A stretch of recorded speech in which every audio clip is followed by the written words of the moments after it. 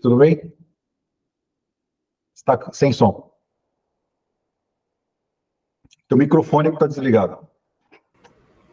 Acho que agora foi. Sim. Você está melhor que eu, né? Você está em Salvador. Pô, nem fala, meu querido. Pelo menos curtindo um solzinho aqui, que tá um sol danado aqui hoje. Aqui Não, também. estava, né? Que agora já tá de noite. Aqui também, só que eu estou trabalhando o dia inteiro. É porque eu dei sorte que o congresso hoje só foi pela manhã. Aquela Um história, pouco a assim. diferença entre a realeza e a pobreza. Ah, não fala isso, não fala isso. A alta realeza europeia está aí, curtindo. Quem dera. Um dia eu chego lá. Tudo bem?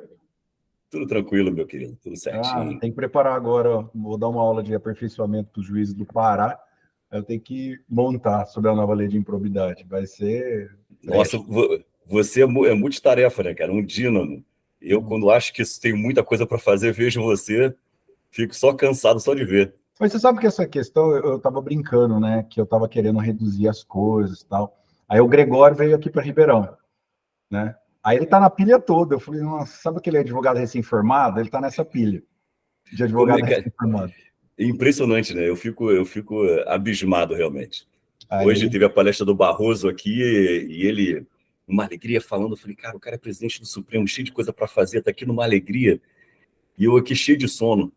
Mas você aí sabe realmente... que é eu estava comentando com os alunos, né? Foi uma reclamação minha para julgar com o ministro Gilmar. Ele ficou 13 dias com o processo. Caramba! O processo foi ajuizado em março, foi concluído para ele dia 27 de outubro, né? Porque teve que citar todo mundo, blá, blá, blá. Aí ele ficou 13 dias com o processo, julgou procedente, já mandou para o Tribunal de Justiça, reformou tal. Eu estou falando assim, interessante isso, eles estão com uma dinâmica. Mas você imagina como é que deve ser a dinâmica para você julgar essa quantidade de processos deles. É surreal, é coisa assim absurda. Eu, quando cheguei na minha promotoria atual, tinha quase 900 investigações em curso só de improbidade, eu quase pirei.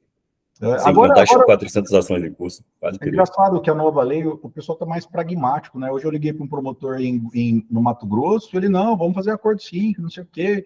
Ele, eu quero só a diferença dos valores entre a cobrança do exame, que eu achei que foi a mais, já estou propondo uma multa de 30 mil, independente do valor que tenha que devolver, e rachar entre todo mundo, eu quero resolver, pegar a diferença do dinheiro de volta para o poder público e encerrar esse assunto.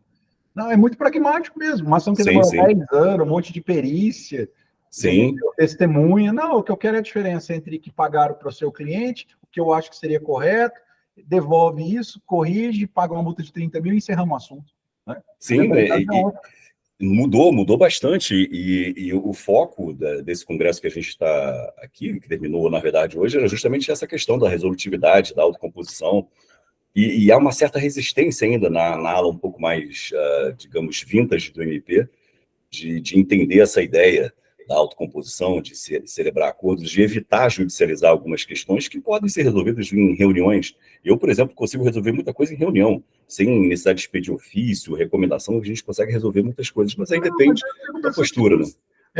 Você vai esperar o quê? A ação vai demorar 10 anos, né? E aí, qual é o resultado lá na frente?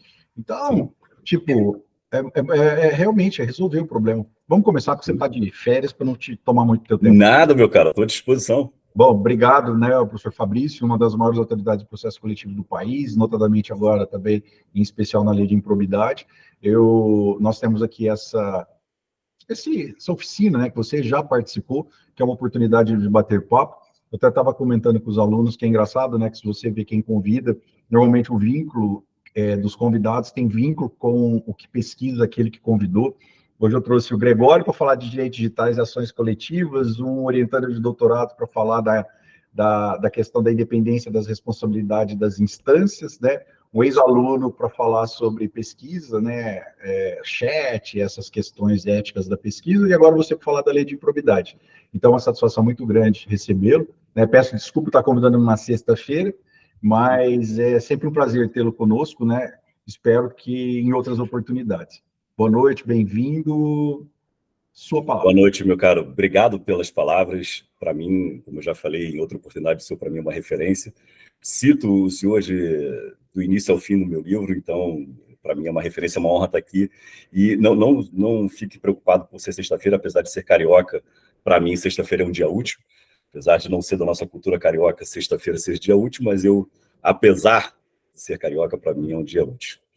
Bom, eu preparei aqui para vocês uma apresentação, uma ideia do elemento subjetivo da improbidade administrativa, trazendo um recorte que, para mim, é muito importante, que é justamente o da formação da convicção. E vou até participar, vocês aqui, uma dificuldade que eu tenho, me permitam fornecer essa informação. Eu sou promotor de justiça de tutela coletiva do patrimônio público da cidade de Macaé, aqui no estado do Rio de Janeiro. Na verdade, lá no estado do Rio de Janeiro, não estou no Rio de Janeiro hoje, mas e há uma certa dificuldade assim, para a gente compreender como que haverá a formação da convicção, principalmente do membro do Ministério Público. Eu costumo falar isso até com a minha equipe, que é muito difícil a gente divisar, às vezes, o que é o elemento subjetivo do ato de improbidade e o que é o elemento subjetivo de um ato meramente irregular, um ato que não observou alguma normativa, mas que não se qualifica como improbidade administrativa. Fazer essa divisão é um pouco difícil no caso concreto. Na abstração, eu costumo dizer que é um pouco mais fácil, um pouco mais simples, trabalhando alguns conceitos. Mas, por vezes, no caso concreto, é muito difícil traçar essa linha divisória entre o que seria uma má gestão, uma gestão totalmente equivocada, que causou algum tipo de prejuízo, e o que seria realmente o elemento subjetivo do ato de improbidade. Dito isso, em minha concepção, a gente tem que trabalhar primeiro, que é uma das grandes discussões, eu por exemplo, discordo do professor Fred G e da professora Sara Merson Vargas, que são dois ícones de processo coletivo. A professora Sara Merson tem uma obra seminal sobre processo sancionatório não penal, na verdade, processo punitivo não penal, para ser mais preciso. A professora Sara e o professor Fred Gier, eles sustentam, por exemplo, que a ação por improbidade administrativa, ela sai do eixo do microsistema da tutela coletiva, sai do eixo do microsistema de processo coletivo, deixa de ser considerado um processo coletivo, passando a ser considerado, ficar sob o guarda-chuva, se é que a gente pode usar essa terminologia, o guarda-chuva do microsistema dos processos punitivos. E aí eles fazem uma separação que é tecnicamente correta, que é o processo punitivo não penal e o processo punitivo penal. Então, o processo por improbidade ficaria sob o julgo, ali, a influência direta desse microsistema do processo punitivo. E essa primeira parte ela é importante para a gente entender um detalhe. A partir do momento que a gente trabalha a ideia de que o processo por improbidade administrativa sai do arcabouço teórico do processo coletivo e passa a sofrer os influxos do processo punitivo, a gente tem que começar a trazer os próprios influxos temáticos e conceituais do processo punitivo. E aí já vai ser uma dificuldade que eu já vou apresentar. Para mim, para o professor Mizanetti, o professor Robson Godin, o processo por improbidade administrativa, a despeito da lei, lá no artigo 17d de dado, taxativamente, claramente, afirmar que ser uma ação repressiva de caráter sancionatório, ela permanece sofrendo os influxos do microsistema do processo coletivo, simplesmente o principal fundamento que essa linha de pensamento usa, que a tutela do patrimônio público é um interesse difuso e, portanto, faria parte do microsistema da tutela coletiva. Pode parecer uma questão de suma menos importância, mas se fizermos essa divisão, a gente começa a ter uma dificuldade para trazer o estudo do elemento subjetivo para a improbidade administrativa. Porque quando a gente estuda responsabilidade civil de uma forma geral, a gente tem uma teoria que segue uma linha do dolo que é diferente da linha do dolo quando a gente estuda processos punitivos. Você começa a trabalhar uma linha de dolo diferente. E isso que é uma dificuldade que eu encontro na prática e que há uma certa dificuldade para se construir esse eixo teórico na improbidade administrativa, mormente após a nova lei de improbidade. De que maneira vai ser trabalhado o dolo? De que maneira vai ser trabalhado esse elemento subjetivo? Será que eu posso trabalhar com gradações de dolo? Posso trabalhar aquela divisão que se traz no processo punitivo de dolo direto, dolo indireto? Até que ponto eu posso trabalhar com o elemento cognitivo? Posso divisar o elemento volitivo? Eu estou trazendo essas questões que a gente vai ver aqui ao longo. Por exemplo, posso trazer aquela ideia lá do processo penal, do dolo sem vontade, da vontade sem dolo? Posso trazer isso para a improbidade administrativa? Posso trabalhar com má-fé como sendo um pressuposto do dolo? Então, são questões que a gente começa a ter que trabalhar e partir dessa premissa fixada. Ou vai ser um processo coletivo, ou vai ser um processo punitivo. Eu vou seguir a linha majoritária de que é um processo punitivo. A maioria dos autores hoje vem trabalhando essa ideia. Me parece que vai ser o entendimento que vai ser consolidado. Então, eu vou partir dessa linha. Então, partindo dessa linha, quais são as diretrizes que a gente tem que trabalhar para poder entender como funciona a apresentação do elemento subjetivo do agente? Primeiro ponto que a gente tem que trabalhar é ir lá no artigo 1º, parágrafo 2º da nova lei de propriedade, que está clara a ideia de que não basta, isso está expresso no artigo 1º, parágrafo 2º, não basta meramente o elemento volitivo. Em outros termos, não basta só o Ministério Público ou a Fazenda Pública, como os legitimados à ação por propriedade, não basta só demonstrar o elemento volitivo.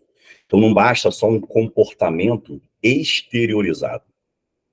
Há que se ater a um elemento mais específico. E daqui a pouco a gente vai ver que ideia é essa desse elemento específico. Eu chamo de dolo específico, chamo de especial fim de agir. Será que existe diferença conceitual entre essas duas ideias? Porque uma coisa é pacífica, isso não há que se discutir, que não existe mais a possibilidade de punibilidade por ato culposo. Isso está definido, não há que se levantar essa discussão. Uma segunda diretriz que a gente tem que trabalhar, que é uma diretriz também importante, que está no artigo 1º, parágrafo 3º.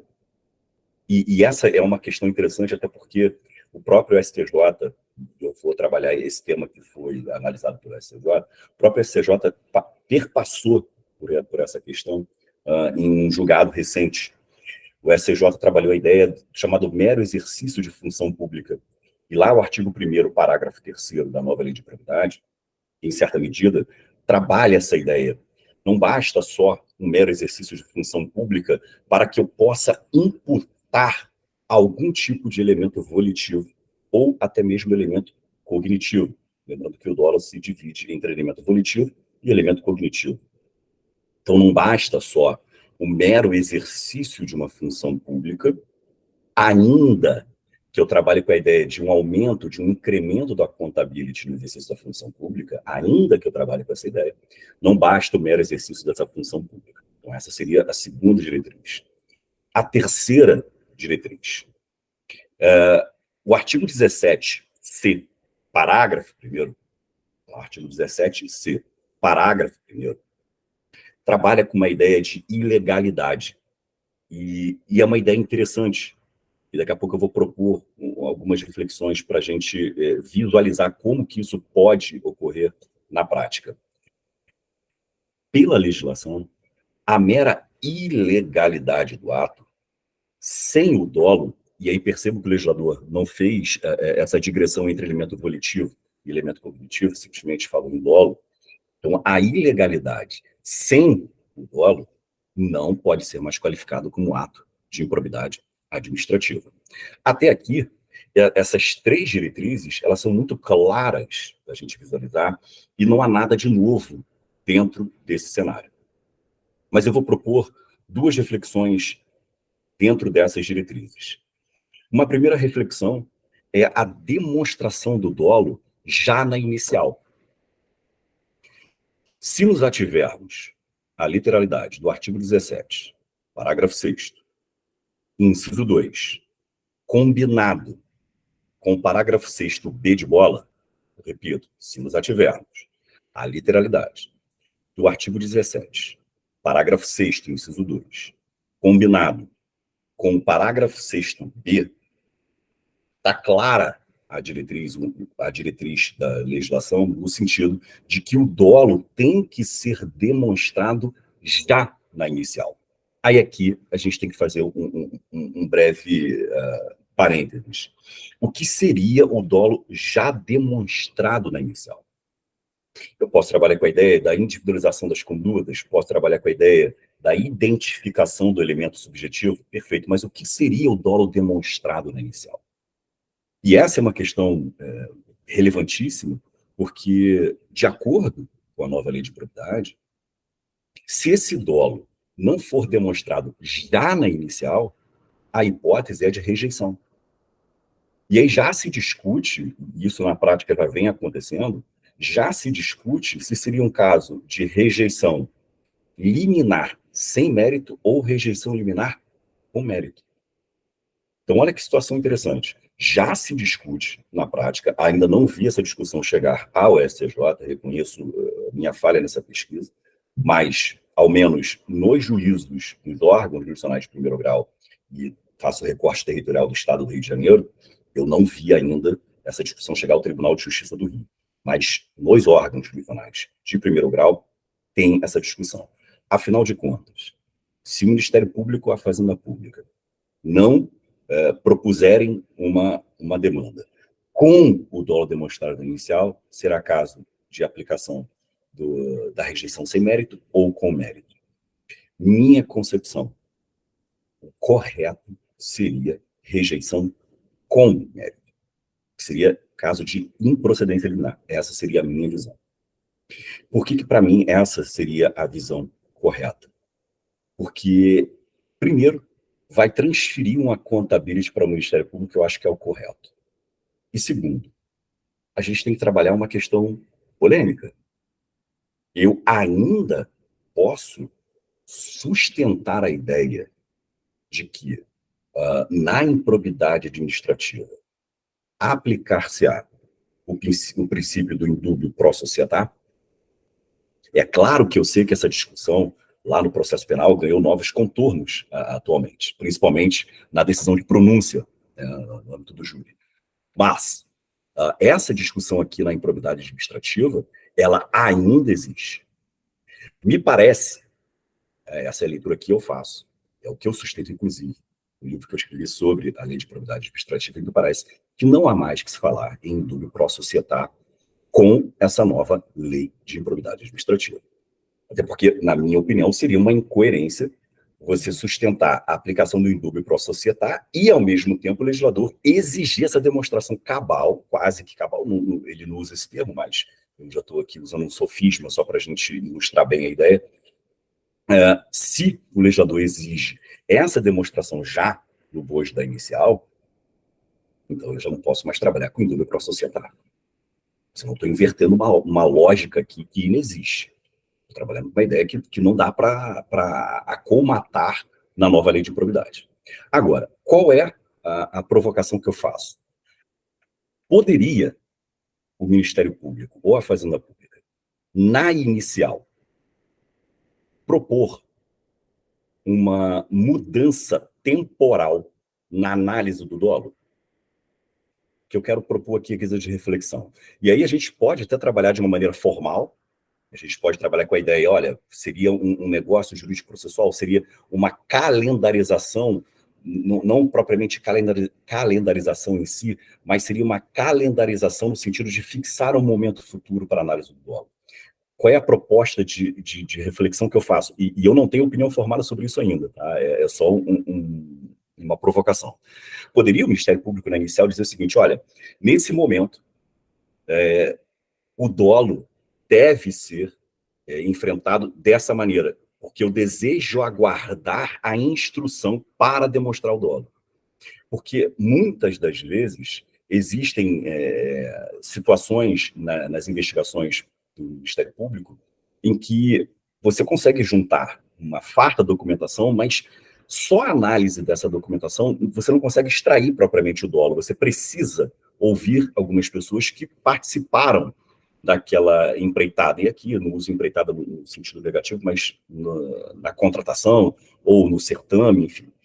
E, então, eu proponho essa reflexão, vocês fiquem à vontade, se alguém quiser se manifestar, falar, Fabrício, para de falar bobagem, vamos falar coisa séria, fiquem à vontade, estou aqui à disposição de vocês. Mas essa é uma reflexão que eu acho que é interessante a gente fazer, se a gente pode trazer essa inovação no procedimento. Em primeira análise, parece estranho você trabalhar com essa ideia de postergar a análise. Mas vamos fazer um traço aqui comparativo, mas, de novo, valendo-me aqui de um sofisma, vamos exagerar. Não é comum, por vezes, o órgão jurisdicional postergar a análise, do requerimento da tutela provisória. Olha, não vou avaliar a tutela provisória agora requerida, eu quero primeiro ouvir o réu para saber se essa questão proposta pelo autor realmente tem algum lastro mais profundo, e aí sim eu vou analisar a tutela provisória. Então, o que eu proponho à guisa de reflexão? Será que eu posso trazer a ideia, falando do mecanismo, falando da ideia, a ideia de postergar essa análise do elemento subjetivo pós-instrução? Então, aí fica essa primeira provocação. Uma segunda provocação, que é uma questão, e aí, professor Luiz, eu participo, o senhor, veja se o senhor acha que eu estou sendo muito, digamos, exagerado na perspectiva de inovação. Eu estou fazendo, digamos, um laboratório em algumas investigações. Eu não estou ouvindo as testemunhas, eu vou usar testemunhas no sentido bem lato aqui, que tecnicamente não é um processo judicial, então não seria propriamente testemunhas, eu estou ouvindo pessoas, né, digamos assim. O que eu estou propondo a alguns advogados? Eu já uso aquele artigo 22, parágrafo 1, que determina a notificação do investigado, quando, obviamente, é uma questão que não envolve sigilo, ou necessidade do sigilo, e proponho a ele que ele me indique quem que ele quer que seja ouvido. E aí eu marco uma reunião e eu faço como se fosse um formato de audiência. Não sei se eu errarei aqui no tecnicismo, e me perdoem se porventura eu fizer, é como se fosse uma desjudicialização dessa prova oral, né? Eu trabalho com um advogado, olha, eu faço as perguntas, o advogado faz as perguntas dele, a gente faz a ata, e qual é a minha ideia aqui? A partir do momento que a gente desjudicializa, será que eu já posso começar a pensar na ideia de, no processo judicial, tornar despicienda a reprodução dessa prova oral? Será que eu posso começar a trabalhar com essa ideia? É uma questão sensível, sei. A gente está aqui para propor reflexões. Eu penso que a gente pode começar a trabalhar com essa ideia da desjudicialização da prova também na improbidade administrativa. Eu não vejo, posso estar enganado, claro, não vejo nenhum óbice legislativo nesse aspecto. Então, essa diretriz sobre a postergação também é uma questão que eu proponho aí à guisa de reflexão para a gente. Uma outra proposição que eu faço é a correta aplicação da Convenção de Mérida. Se nos ativermos lá ao artigo 11, salvo engano, parágrafo 1º, o legislador deixa muito clara a ideia da aplicabilidade da Convenção de Mérida no âmbito da improbidade administrativa, que para mim é uma obviedade, porque a Convenção de Mérida é uma convenção que versa sobre combate à corrupção. E a Convenção de Mérida, ao contrário do que alguns colegas que já escreveram sobre a nova lei de probidade sugerem, a Convenção de Mérida, ela não fala em dolo específico. Ela fala em especial fim de agir. E aí, qual é a ideia que eu quero plantar para a gente começar a discutir? Será que eu posso, conceitualmente, aproximar essas duas ideias? Dolo específico com especial fim de agir? Será que eu posso fazer isso? E por que eu proponho isso? Quando a gente estuda, e aí, obviamente, eu vou errar nas minhas referências ou em algumas nomenclaturas, porque isso é mais direito penal, a partir do momento que a gente começa a usar a teoria funcional do dolo lá no direito penal, não se fala mais em dolo específico, mas se fala em especial fim de agir. E o que isso muda na formação da convicção do elemento subjetivo? Qual é a evidência que eu vou procurar na prática daquele ato para fixar esse especial fim de agir? Porque, perceba, no âmbito abstrato e conceitual, eu posso falar uma opção de coisa. Olha, ele queria gerar enriquecimento ilícito de um terceiro, ele queria se enriquecer ilicitamente, ele queria causar lesão erária. Tá, mas isso está tudo muito abstrato. Como que, no caso concreto, eu vou evidenciar esse especial fim de agir? Esse que é o desafio. Qual é a ideia? Então, primeira proposta que eu faço a vocês é guisa de reflexão. Imaginemos que um determinado gestor público, e aqui, obviamente, esse é um erro muito comum que a gente traça na prática, e eu faço meia-culpa, inclusive, no Ministério Público, muitas das vezes se coloca no polo passivo um agente público que não tem poder de gestão. E aí fica complicado, porque se ele não tem poder de gestão, como é que eu posso imputar a ele um elemento volitivo? Eu posso até imputar o elemento cognitivo, mas o elemento volitivo não, ele está simplesmente seguindo uma determinação hierárquica, ele não tem o poder de gestão. Ah, mas ele assinou aquilo. Peraí, cara, se ele assinou seguindo uma ordem superior, então a gente tem que entender como que eu vou imputar o elemento subjetivo e a quem eu vou imputar esse elemento subjetivo. E aí são questões que, às vezes, na prática, a gente fica naquela dúvida. Mas a proposta que eu vou fazer de um caso concreto, que é muito comum, é, se porventura esse agente público, que, repito, tem o poder de gestão, ele devidamente instou a sua consultoria jurídica a se manifestar. E a consultoria jurídica se manifestou em um sentido, e ele, a despeito dessa consultoria, ele pratica um ato em detrimento dessa consultoria.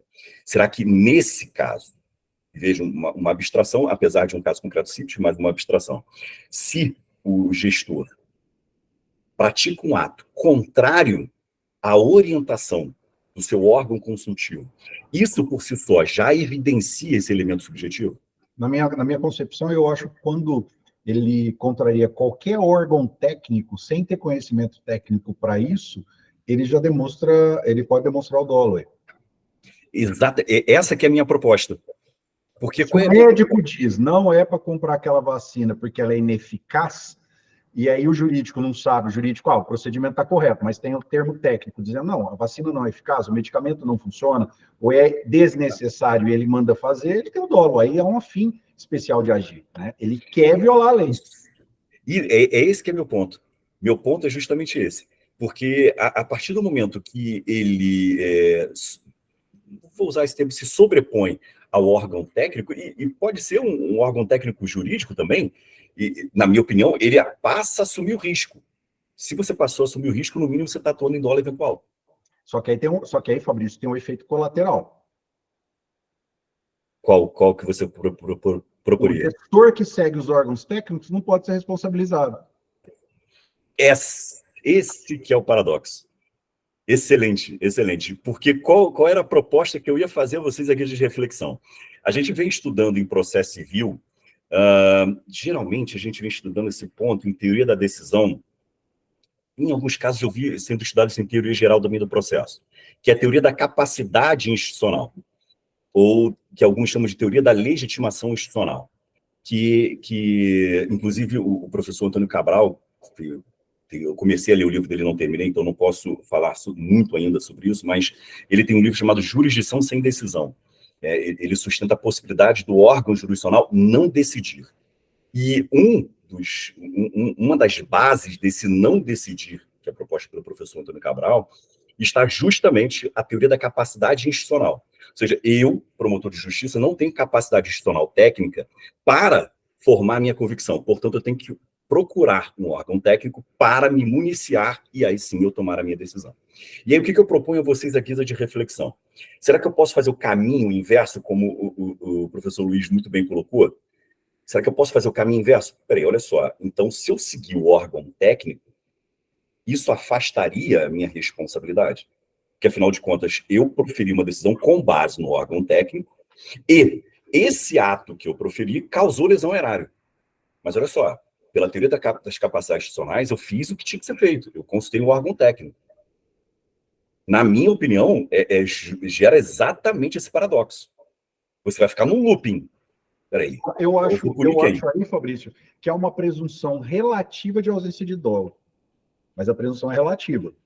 Porque eu posso provar que houve uma concatenação de atos com a finalidade de violar a lei. Ou seja, os órgãos técnicos foram instados a atuar para que me justifique a violação à lei. Mas a presunção de legitimidade do ato administrativo é que foi feito tudo correto. Mas aí você devolve ao MP o ônus de provar. É essa que é a minha proposta. Você passa a ter um ônus, você não, o Ministério Público e a Fazenda Pública passam a ter um ônus argumentativo muito superior. Então, olha só, eu fiz exatamente como vocês sempre me orientaram. Eu não posso proferir decisões ao meu bel prazer. Eu ouvi um órgão técnico, então vai caber àquele titular da pretensão informar o seguinte, olha, esse órgão técnico estava errado, não sob o ponto de vista técnico, mas sob o ponto de vista volitivo. Havia uma vontade viciada que foi orientada por alguém, aí são questões de caso concreto. Então eu tenho que mostrar que aquela vontade estava viciada, porque senão a gente começa a trabalhar com a seguinte ideia: formalmente, o meu ato estava respaldado, materialmente, não. Então essa é uma discussão que, para mim... Tem um exemplo concreto, uma ação popular. Ação popular. Então vamos lá. A pessoa requereu que houvesse incorporação salarial. Só que o que ela fez? Ela não ficou no cargo nem um ano, porque existe uma lei municipal que quando você fica, acho que é a regra geral, né? Você fica 5 anos no cargo, você tem direito a incorporar o período, mas você tem que ficar pelo menos 5 anos, como regra geral, que é aquela questão da estabilidade financeira. O que ele fez? Ele tinha ficado 8 meses ou 9 no cargo de corregedor do município. Aí o que ele fez? Ele pediu para incorporar esse período de 8 meses. Então, pegar o salário de 10, dividir por 10, ou seja, por um ano, pegar esse de um ano, divide por 12, multiplica por 8, ele teria direito a esse percentual. Entendeu? Entendi. Ele incorporaria esse 8 meses, né? Dentro, fazer toda aquela conta. E aí, a popular foi julgada procedente em primeiro e segundo, quando a defesa do advogado que deu o parecer, na qualidade de secretário de negócio jurídico, ele deu o parecer favorável. Aí, o argumento que eu usei, o tribunal acolheu, foi que é básico do direito que não existia o direito. Então, ele tinha o dever técnico de saber que a decisão dele estava errada. Entendi. Entendeu? Porque é óbvio que qualquer advogado com mínimo de conhecimento de direito administrativo sabe que a administração só pode fazer o que a lei permite. A lei é clara, só se incorpora se você ficar mais de 5 anos no cargo. E aqui tinha uma particularidade especial, que eu acho que precisava no mínimo... Não, e aí o tribunal usou ainda um argumento de reforço, dizendo o seguinte, e que só se...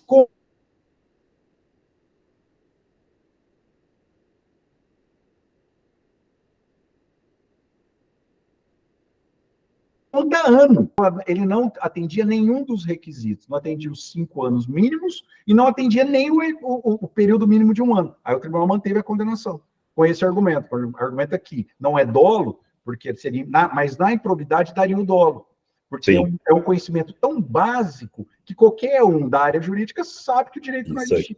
Então aqui existia o fim especial de agir, que é dar o benefício indevido a terceiro. Isso. E olha a ideia que você acabou de me trazer aqui. Será que dentro desse contexto eu poderia trabalhar, por exemplo, com uma ideia de improbidade legislativa, por exemplo?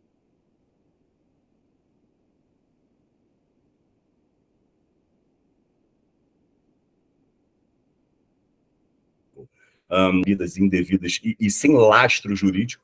E aí, será que eu poderia trabalhar com uma improbidade legislativa? Essa é uma discussão que agora eu acabei de pensar aqui, se a gente poderia divisar o elemento volitivo e cognitivo no processo legislativo. O legislador ele tem a imunidade, né? Isso, eu estava pensando nisso, se a gente poderia trabalhar com algum vício de vontade, não digo nem vício do consentimento. Eu não poderia responsabilizar o legislador, mas eu poderia derrubar a legislação. Isso que eu ia pensar. Mas aí a gente teria que... não, aí teria que ser uma CP, não poderia fazer uma pretensão sancionatória nesse caso. Não, eu teria que ajuizar uma ADIM, né? Uma ação declaratória de inconstitucionalidade, né, no caso. Mas será que a gente poderia equacionar isso colocando no 11? Fiquei na dúvida agora. Se você conseguiria... O problema não é esse, o problema é a imunidade do legislador em termos de legislar. Porque se você começar a punir o legislador porque ele está legislando, você não sabe onde vai parar, sabe? Então, e aí a gente não conseguiria nem colocar uma responsabilização. Você tem razão, porque aí são decisões colegiadas, o que a gente faria? Não tem razão. Não, e eu teria o problema, né? Porque o legislador, ele tem a inviolabilidade dele, material, sim, inclusive. Porque, realmente, se você começar a questionar judicialmente os atos legislativos e essa atuação do legislador, você cria um problema seríssimo, né? Sim. Então, eu posso atacar o produto, mas eu não posso... Eu escrevi isso na minha dissertação de mestrado em 2001, que os vereadores não poderiam ser responsabilizados pelo simples ato de legislar. né? Mas eles poderiam ser responsabilizados por seus beneficiados daquele ato. Entendeu a diferença? Sim, sim, sim, sim. Tem diferença. Mas aí a gente colocaria o quê? No Decreto-Lei 201? Não, a lei da ação popular, um exemplo, ela fala que eu posso, réu, o beneficiado direto do ato impugnado. Então, é verdade. Direto e indireto também? Não, é só direto, direto né? é a lei de improbidade que usava, agora eu dei Que erro, né? usava, isso aí. Então, o Tem que razão. acontece? Vamos imaginar eu, vereador, eu aprovo um benefício para mim, né, vereador. Eu não vou ser condenado por eu ter aprovado o benefício. Eu sou condenado por ser o beneficiado dele. Entendeu? Porque em termos de fazer a lei, eu sou imune, eu tenho inviolabilidade constitucional, mas eu posso ser responsabilizado porque eu sou aquele terceiro que está se beneficiando de um ato ilícito. Exatamente. E, bom, trazendo nessa ideia, aquelas chamadas, eu não sei se mudou isso, aí é minha ignorância em direito administrativo. Aquela ideia de leis de efeitos concretos. Por exemplo, lei de efeito abstrato.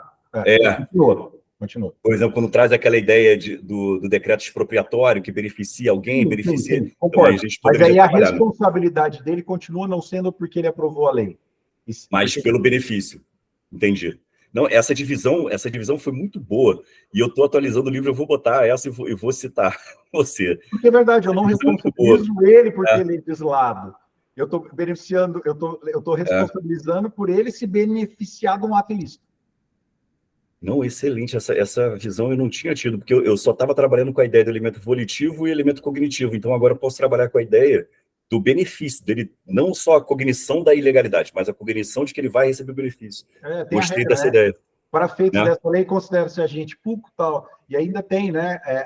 As disposições dessa lei são aplicáveis no que couber aquele que, mesmo sendo agente, induz ou concorra dolosamente para a prática do ato. Então, ele é responsabilizado não da atuação legislativa, ele é responsabilizado por aprovar o benefício próprio para ele mesmo. Por aprovar o benefício próprio. Por se beneficiar do ato ilícito, da legislação ilegal. E aí agora me fez pensar numa outra coisa também de elemento subjetivo. Eu não sei se o senhor já teve a oportunidade de conhecer pessoalmente o Emerson Garcia, do MP do Rio. Ele sustenta, e eu achei interessante esse recorte que ele faz, ele sustenta a possibilidade de se afastar a boa-fé do gestor público, quando esse gestor público é o destinatário de uma recomendação do Ministério Público, informando a ele que aquele ato pode gerar prejuízo erário, e ainda assim, a despeito dessa notificação pessoal, no bojo dessa recomendação, ele pratica o ato. Na visão do Emerson Garcia, esse não atendimento à recomendação, que, obviamente, como o próprio nome diz, recomendação não é ato vinculativo, é ato meramente enunciativo, mas se esse destinatário mantiver o ato a despeito dessa, vou usar essa exortação que o Ministério Público fez, ele entende que afastaria a boa-fé subjetiva e poderia trazer um elemento subjetivo. Eu já acho uma questão um pouquinho mais... Eu já acho mais polêmico. Eu discordo por dois motivos. O primeiro motivo é que é uma simples recomendação. Senão você vai achar que tudo que o Ministério Público recomenda é uma ordem, primeiro. E o segundo, né, se houver uma manifestação do órgão técnico em sentido contrário, você tira o dolo, né? Sim. Porque o MP tem uma posição, o órgão técnico do município tem outra, né? E outra, imagine uma comarca, vamos pensar. A gente tem que pensar, é engraçado quando você vai comentar a lei, pessoal, que você tem que pensar em tudo. No problema e pensar na solução. E é muito diferente se vocês leem comentário à lei e se vocês lerem um livro de doutrina. É muito diferente. O estilo é diferente, porque quando eu comento uma norma, eu tenho que resolver, eu tenho que explicar o que ela está decidindo e quais são os problemas e soluções. E o doutrinador não tem essa preocupação, né? Ele está preocupado com questões em abstrato, nunca em concreto. Bom, mas voltando, aí o que eu penso? Eu penso o seguinte, voltando, imagina uma comarca que troca de promotor direto, né? Não tem um promotor fixo. Então, cada um tem uma posição. E o administrador tem que administrar. Então, chega lá, eu quero comprar, por exemplo, eu sou prefeito, eu quero dar... Oi, tia. Então, eu acho uma boa elas ficarem ali na salinha, até porque se elas ficam lá em casa, elas ficam sozinhas, e segundo que demora mais para buscar depois, né? Então, elas ficando ali com a... Só para saber, vocês também ouviram isso, né? Que eu morro de medo de assombração, não sei se... Não, foi, eu peguei e fechei. Então, vamos pensar o seguinte, né? Eu quero começar uma política, eu, prefeito, quero começar uma política habitacional. Aí vem o promotor diz uma recomendação, dizendo que ele entende que o tanto de reclamação que ele recebe é crucial que haja esse investimento na Santa Casa Municipal. Entendeu? Esse é um exemplo de opção administrativa. Corriqueiro. E corriqueiro. E é opção administrativa. Quem decide onde vai gastar o orçamento é o Poder Executivo. Não tem jeito. Aí eu mando para o jurídico diz o seguinte, não, é uma opção discricionária, né? Tem 100. Ou você vai iniciar o processo habitacional, ou você vai investir na Santa Casa. Só vai fazer uma coisa. Quem decide? Né? Eu entendo que é o prefeito. Então, como é que vai falar que ele está agindo com dolo? Por isso que eu acho que a posição do Emerson, qual que é o problema dela? O problema dela é que ela generaliza. Se ele coloca que toda vez que se manda uma recomendação e ela não é atendida, há o dolo. Não, depende da situação, né? A situação concreta pode demonstrar exatamente isso. Eu tenho R$100, ou eu faço X, ou eu faço Y. O promotor entende que o Y é melhor que o X. Sim. Mas o eleito é que tem que decidir. E aí você acaba gerando uma incoerência conceitual, porque já deixou de ser recomendação. Sim, é um comando. Já deixou de ser recomendação. E agora, desculpem, porque assim, eu sou TDAH, então minha mente não para. E eu pensei aqui, Luiz, numa situação que eu estou enfrentando aqui e vou propor a vocês a guisa de reflexão. Teve uma ruptura em uma das... Eu sou responsável por 3 comarcas aqui do estado do Rio de Janeiro. O núcleo é em Macaé, mas eu sou responsável por 3 comarcas. Havia uma situação, né, um partido de situação que estava durante muito tempo no poder. Houve uma ruptura, veio a oposição, só que antes da oposição, naquela época de transição ainda, a situação fez o seguinte, não foi nem comigo, foi com um colega que me antecedeu, assumiu por meio de um TAC uma obrigação muito custosa para o município, uma obrigação que me chamou um pouco a atenção até. E aí, quando o novo prefeito tomou posse, ele pediu uma reunião comigo e falou o seguinte, doutor, a gente pode fazer um aditamento aqui, esse TAC, porque há informações de que ele, né, o antecessor, só celebrou esse TAC para justamente atrapalhar o início do meu governo, porque me colocaria nessa sujeição de seguir o TAC, causando um problema orçamentário, e se eu não seguir o TAC, eu vou ser executado com o valor dessa multa que está no TAC. E aí, transpondo essa ideia que você muito bem colocou, Luiz, é uma ideia semelhante, porque eu estou trabalhando com um elemento volitivo que, peraí, eu estou vinculando o outro, como é que fica essa questão? Será que eu posso trabalhar com uma ideia de retroceder no tempo? O fato foi claramente doloso. Exatamente. E eu até falei isso com o procurador-geral do município. Falei assim, olha, se você entender que há um vício do consentimento, a gente pode trabalhar com a anulação do negócio jurídico. Se a sua ideia for, olha, houve um vício do consentimento, a gente pode trabalhar com essa ideia. Basta imaginar o prefeito que assume uma obrigação gigantesca que não é ele que vai fazer. Exatamente. É claro. E aí o que eu comecei a propor aos meus colegas? Que não fizéssemos nenhum tipo de acordo durante a transição. Justamente para evitar isso. Só aquele que ele cumprisse no período. Exato. Isso que eu propus. Falei, então vamos fazer o seguinte, já saiu o resultado das eleições, então essa obrigação você vai ter que cumprir com o orçamento que foi aprovado para esse ano. Senão você está jungindo o seu sucessor a seguir uma política que não é dele. Então aí a gente começa a ter alguns problemas. Mas essa é uma questão, de repente, para um outro encontro. Por isso mas que desculpa, Emerson, se eu fugir muito aí.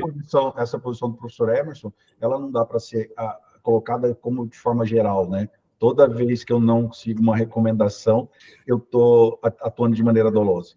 Não, senão aí a gente subverte a ordem. Essa é a minha visão. Uma outra discussão, e perdoe se eu divaguei demais aqui nessas explanações, uma outra discussão que é interessante e que me parece que o STJ ainda não se decidiu corretamente, e o Supremo, eu estou preocupado até com essa decisão do Supremo, que é a questão do dolo genérico. Ao meu sentir, não há mais espaço para o dolo genérico na nova lei de propriedade. Essa é a minha opinião. Para mim, a lei foi muito clara com especial fim de agir. Dolo genérico não pode mais fundamentar a imputação do ato de propriedade. Mas tem aí algumas decisões que parecem que subvertem essa lógica. Mas eu vou propor a vocês aqui três perguntas para a gente trabalhar aqui. A primeira é, posso trazer para a improbidade administrativa a punibilidade da tentativa?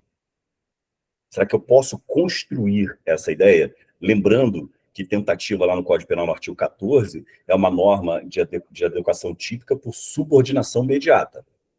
Será que eu posso trazer aquela ideia de tentativa aqui para a improbidade? E qual é a razão da minha proposta de reflexão? A tentativa, eu estou trabalhando com elemento subjetivo. Que a lei de improbidade nada dispõe sobre isso? Extremo de dúvidas. Nada dispõe sobre isso. Mas eu proponho, e aí vamos ver se vocês concordam ou não, eu proponho a aplicação do artigo 7º da Lei Anticorrupção. Que lá na Lei Anticorrupção, o artigo 7º, traz a punibilidade da tentativa. Na minha visão, eu não vejo nenhum óbice, seja conceitual, seja sistêmico, para trazer esse artigo 7º para a lei de improbidade. Não vejo. Então, para mim, essa é uma ideia que a gente poderia transpor. Não sei se os colegas vão concordar, mas... Pensar, a pessoa faz a fraude, no momento do pagamento, o Ministério Público faz uma busca e apreensão. O dinheiro não é entregue. Sim. Para mim, entra exatamente no conceito de tentativa. Claro, o ato todo foi praticar tudo, né? Só não foi consumado por fato alheio à vontade, né? Que é Exatamente. Eu não lembro direito a mas acho que é circunstâncias alheias à vontade da gente. Acho que é isso. Eu acho. Não lembro não, que aí penal já não é minha praia. Uhum. Uma outra indagação, porque eu estou vendo que meu tempo já está se esgotando, uma outra indagação que eu queria que a gente trabalhasse é com base no tema 1096 do STJ. O STJ vai trabalhar a ideia da dispensa indevida de licitação e da frustração da licitação. E aí, qual é a questão subjacente do elemento subjetivo? Ao que me parece, uma das bases que vai trabalhar esse tema 1096 do STJ vai ser a discussão sobre a possibilidade da improbidade por dano presumido. Na minha leitura, não existe espaço para dano presumido com a nova lei de improbidade. Quem seja efetiva e comprovadamente dano presumido. Artigo 10. Para mim, não tem espaço para isso. Essa é a minha opinião. Não, é simples. O promotor ajuiza a demanda e diz o seguinte: a dispensa de licitação comprou-se tantos celulares por 100. Isso. Eu fiz a pesquisa de mercado, pagaria 80, 70, 95. Então, o dano é evidente. Na média, a prefeitura pagou R$20 a mais por celular. Ponto, é isso. Pronto, acabou. Não tem espaço para outro tipo de discussão. Para mim, eu não tenho como presumir o dano. Eu não posso presumir o dano. Agora, tem, Fabrício, um outro elemento que ninguém considera, que é um elemento econômico extra-autos. Vender para o poder público é mais caro. Então, eu sempre falo isso. Eu chegar ao Luiz para comprar um produto, é um X. Se for a prefeitura, é Y. Por quê? Não sei se eu vou receber, não sei quando eu vou receber, depende se a prefeitura paga em dia ou não paga em dia. Esse é o custo da inadimplência, o custo do retardamento, né? É diferente falar que vai vender pelo mesmo preço do poder público. Não vai. Houve uma discussão, Luiz, e eu confesso a minha falha de memória, eu não estou lembrando em qual cidade que foi, não foi no estado do Rio de Janeiro, mas, salvo engano, foi aqui no Nordeste. Houve uma discussão sobre dano ao erário causado por um planejamento urbanístico feito pelo prefeito que gerou um impacto no turismo para a cidade. E aí, perceba, não era uma discussão sobre o contrato celebrado para a reforma daquela localidade. Se discutia o impacto daquela reforma no turismo. E aí se discutia o seguinte: será que eu posso trabalhar com a ideia de improbidade? Porque com isso o município deixou de receber. Aí eu falei, não, o que eu falei no estudo de caso aqui no MP do Rio? Na verdade, lá no MP do Rio, para ser mais preciso. Olha, aí então você está trabalhando com dano presumido. Eu não posso presumir que tenha sido isso. A gente tem que estudar com um pouco mais de cuidado com isso. Bem mal comparando, é o que acontece, por exemplo, naquelas ações que são propostas contra festas municipais. Uhum. Eu sempre falo o seguinte: olha, você avaliou qual foi o que os americanos chamam de revenue trazido por essa festa? Eu sei que o município gastou 300 mil nessa festa. Tá, mas o que ele recebeu de volta? Sim. em ISS, o que ele recebeu de volta? Eu tenho que entender isso. Porque se a balança ficar positiva, se empatar, perfeito, porque o Estado não tem que dar lucro. Né? Então, não é uma perspectiva de iniciativa privada. Então, a gente tem que entender o que seria esse dano erário. E eu falo isso muitas vezes para os meus colegas. Olha, a depender da cidade, porque a gente tem a realidade de capital, né? Às vezes, uma cidade, ela espera o ano inteiro por aquela festa. É o evento da cidade. Então, a gente tem que ter um certo cuidado para trabalhar essa ideia. Vejam, não estou fazendo aqui uma ode ao gasto desenfreado do poder público, não estou aqui fazendo uma ode a nada disso, estou só propondo mas teve aí nos reflexões. Aquele problema de municípios com grandes problemas financeiros contratando festa.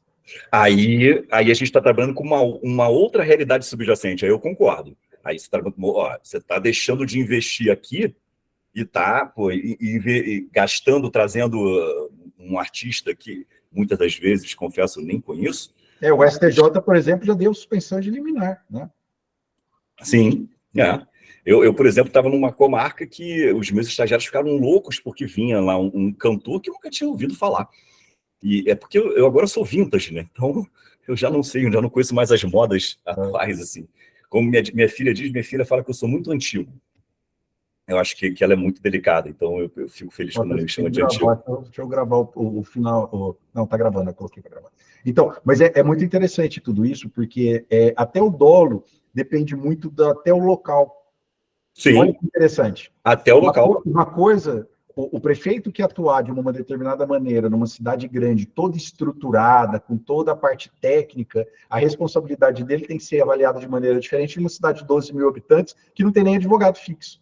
Sim, exatamente. Teve uma questão, eu acho que foi até no Sul, não lembro se foi no Paraná ou se foi no Rio Grande do Sul, uma discussão sobre o Estado laico, porque, salvo engano, teve uma festa religiosa que era tradicional na cidade e se discutia por que o Estado, e Estado lato sensu, né, usou recursos públicos para uma festa de determinada matriz religiosa e não para outras. E aí foi uma discussão que se travou no âmbito dos estudos do MP, se isso seria ou não uma questão a ser perseguida pelo MP, e eu acho uma questão polêmica, porque a depender da cidade, como é que eu vou dizer, por exemplo, que em Aparecida do Norte não vai ser lá em Juazeiro do Norte, Padim Padiciço, Belém do Pará com Círio de Nazaré? E a gente começa, aí você tem que entender a realidade do local. Tem que entender a realidade local. E uma última ideia, porque eu acho que vocês já querem sextar, eu como não bebo, então para mim todo dia é segunda-feira, mas uma outra ideia que eu queria propor a vocês aqui de reflexão é uma ideia que dá para a gente extrair do tema 1108 do SCJ, que é um tema que versa sobre contratação de servidores públicos temporários sem concurso público. E nesse tema, uma das questões subjacentes é possível presumir, percebam, a improbidade? Vejam, não estou falando de dano, nem de elemento subjetivo. Eu trabalho com a ideia da tipificação. Eu posso presumir a improbidade? Me parece, com a fixação da tese jurídica nesse tema 1108, me parece que a resposta do STJ foi negativa. Me parece que o STJ disse que não é hipótese, eu não posso presumir a improbidade. Eu posso estar enganado, mas foi a leitura que eu fiz quando eu li a tese. Eu me refiro à tese jurídica que foi publicada, ou seja, a ementa ali do tema 1108. Mas aqui o elemento, a contratação de servidores públicos temporários sem concurso público, mais baseado em legislação local, isso, por si só. Aí eu acho que a chave é o por si só. Você acha que aí já mudaria? Se tiver um plus, por exemplo, você teve o caso, o que acontece? Houve uma lei municipal, né? A promotora representou para a Procuradoria-Geral de Justiça, a Procuradoria-Geral de Justiça entrou cadinho e derrubou a lei. O prefeito mandou uma semelhante com pouquíssima diferença e aprovou de novo. Ela atacou a ação de improbidade. Porque ela falou que a segunda lei que ele mandou era uma forma de burlar o que tinha sido decidido na ADIM. Então ela botou no 11? Ela botou o prefeito no 11? Ela botou no 11. Na época, no 11, parágrafo único. E esse primeiro cara deu tanto azar que transitou, 2 meses antes da lei nova. Ele perdeu o cargo de médico na cidade, ele está com a devolução do salário de todo mundo, com quase 6 milhões para devolver, uma caca geral. Você entendeu? Mas aqui, olha que interessante, ele contratou com base na legislação municipal. Mas aí tem esse pormenor, né? Sim. A nova lei teve a finalidade de contornar a decisão judicial na ADIM. Então, tá vendo? Por si só, então não foi só a lei, né? Tinha um plus, que era, ele aprovou a segunda lei como uma forma de burlar a decisão judicial. E sabe uma dúvida que eu tenho na prática? Veja se eu vou me fazer claro. Por vezes eu percebo que muitos colegas, eles têm uma certa dificuldade em diferenciar o que é a qualificação jurídica atribuída ao fato daquilo que é o elemento subjetivo do fato típico. Eu vejo que há uma certa confusão. E, às vezes, eu percebo assim, olha, eu posso trabalhar com a ideia de que, olha, eu presumo que isso seja uma improbidade, mas tá, vamos fazer mais um filtro. Você presume que a qualificação jurídica atribuída ao fato seja improbidade. Ok. Mas eu não posso filtrar sem trabalhar o elemento subjetivo. Senão Esse é um exemplo. Esse é um exemplo. Aqui isso que eu tem ia um falar. elemento subjetivo. Sim. Entendeu? Aí eu já passei pelo segundo filtro. Sim. Aí eu acho que funciona. O ato foi de improbidade, ou seja, contratar servidor sem concurso. Você entendeu? Qual que foi aqui o ato doloso? A finalidade foi burlar a decisão. Isso aí. Entendeu? Isso, por isso que a palavra legal, a chave da tese é por si só. Isso, numa situação em que só aconteceu isso, não é improbidade, mas pode ter plus que altere o entendimento. Tem uma discussão que acho que vai chegar ao STJ em breve, que vem acontecendo em alguns municípios, salvo engano, acho que são 5.500 municípios no Brasil, mas em centenas de municípios, as PGMs respectivas não vêm propondo execuções fiscais. E vem deixando prescrever. É popular aqui contra os advogados, porque contra as ações que prescreveram. E aí a discussão que está começando a surgir é: posso imputar ao PGM a improbidade? Porque ele está causando lesão erária, está deixando de trazer a receita para o município. Então, eu não sei se essa discussão vai chegar no STJ, mas eu acho que... Não, pior, ele tem que pagar os débitos que prescreveram porque ele não agiu? Aí começa a entrar o problema. E olha uma questão interessante até sobre a prescrição. Eu vou trabalhar com qual ideia de prescrição? Eu vou usar aquela prescrição. Obviamente que eu não estou falando da prescrição sancionatória, mas assim, prescreveu em 2010. Então, em tese, como é que eu vou fazer a contagem da improbidade? É de quando prescreveu? É de quando o crédito foi inscrito em dívida ativa? Então, aí começa a entrar uma discussão interessante, porque agora, com a nova lei, é a partir do fato. E qual é o fato jurídico que gera? É a inscrição na dívida ativa ou é a prescrição? Não, para mim é o trânsito da decisão judicial que reconheceu a prescrição. Só com a certificação?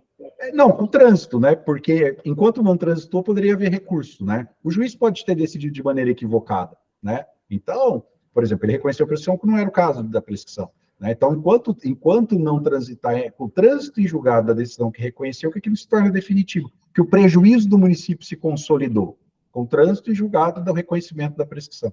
Então, aí o fato jurídico, então, seria esse ato judicial que reconhece a prescrição. Não entendi. só... Não, desculpa, o trânsito em julgado que reconhece. Vou anotar essa também.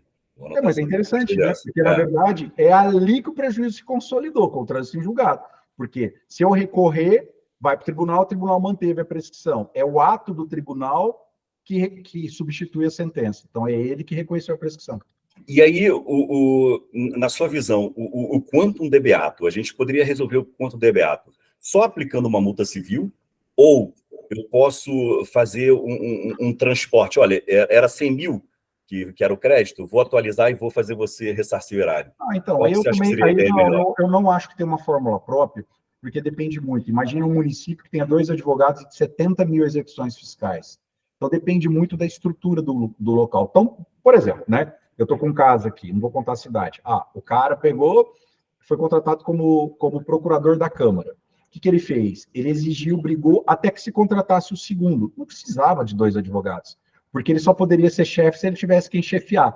Então, porque ele ganhou, assim, o cargo de chefia.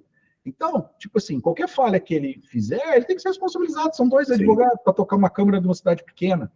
Numa outra, conseguiram contratar 19 advogados, 15 advogados. Então, quer dizer, se você deixar coisas prescreverem, desídia, né? Desídia, é isso aí. Aí você tem que ser responsabilizado. Então, eu acho muito, não tem uma forma, o advogado deixou prescrever, responsabiliza? Não sei, né? Tem que ter o elemento, a prefeitura não dá estrutura, ele não tem condições de ajuizar, vem muito atrasado era muito comum, e havia os juízes reclamavam, que o setor de anexo fiscal, o setor fiscal das prefeituras liberavam as certidões no finalzinho de outubro, no finalzinho de novembro, começo de dezembro, para prescrever em dezembro. Então tinha que ajuizar tudo aquilo então, na verdade, a responsabilidade não era dos advogados, era do setor anterior. Entendeu? Sim. E aí... Não dá para ter uma regra geral, né? Não dá para ter uma regra geral. Não posso falar assim, todas as vezes em que houver prescrição de créditos tributários, o advogado público responde. Não. E aí você acabou de me fazer pensar numa outra ideia de elemento subjetivo que a gente pode transportar do processo penal. Será que eu posso trabalhar também com a ideia da cegueira deliberada aqui na improbidade? Será que eu posso trazer essa ideia da cegueira deliberada aqui para a improbidade administrativa? Concordo, eu acho que sim. Eu sou advogado, eu tenho lá 300 execuções fiscais para ajuizar, né? Só que no meio delas tem vários amigos, tem várias pessoas que não me interessa que eu processe. Eu deixo para escrever.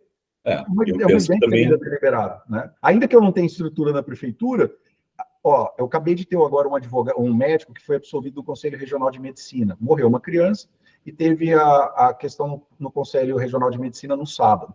Por que ele foi absolvido? Porque nós juntamos um monte de documentos, né? Foi juntado diversos, ele reclamando da falta de estrutura de atendimento. Então ele disse, eu não fiz o exame porque não tinha como fazer o exame. E ele mostrou e-mail, mostrou carta, mostrou requerimento, tá faltando tal equipamento, tal equipamento, tal equipamento. O Conselho Regional de Medicina absolveu ele. Tipo assim, como é que eu exijo que ele tenha feito o atendimento se ele não tinha os elementos materiais para fazer o atendimento? É igual uma criança que morre por falta de medicação numa prefeitura que não tem o medicamento. Né? Como é que eu vou responsabilizar o enfermeiro, o médico? Exatamente. Entendeu? Exatamente. Então aí eu consigo provar que eu não tinha como agir, né? Agora, o caso de cegueira deliberada, eu acho que pode ter elementos, sim, que deixam claro a cegueira deliberada. Eu também, em primeira análise, eu não vejo nenhum empecilho para transportar o Instituto para a improbidade. Não vejo primeira análise, não. Acho que dá para trabalhar. É claro que a gente tem que sofisticar um pouquinho mais a ideia, mas eu não vejo nenhum óbice assim, a priorístico, não. Bom, meus caros, eram essas as proposições que eu fiz aí, já bati 1 hora, peço desculpas aí pelo adiantado. Bom, estou à disposição de vocês, quero agradecer o convite, o carinho aí, a presença de vocês, a audiência e principalmente a paciência de vocês. Foi sensacional. Fico à vontade para qualquer questões aí. Alguém gostaria de fazer uma pergunta? Olha, é muito interessante essa questão do dolo, né? E aí a nova lei, e aí, sabe o que eu estava falando? Não sei para quem que eu estava falando. Para o Fabreto. Nós vamos dar o curso, o desembargador federal, nós vamos dar o curso lá no Pará. Eu virei e falei assim, olha, eu acho que agora a lei de improbidade vai passar a ser o que ela sempre deveria ter sido. A exceção do sistema. Entendeu? Sim. Então, o promotor só ajuizar de improbidade quando ele fala assim, olha, eu não tenho como não ajuizar. Olha, é tão grave isso é tão absurdo que não tem como ajuizar. Não é aquela, eu vou ajuizar, qualquer coisa eu estou ajuizando. Então, eu acho que o legislador desenhou aquilo que deveria ter sido desenhado em 92. Sim.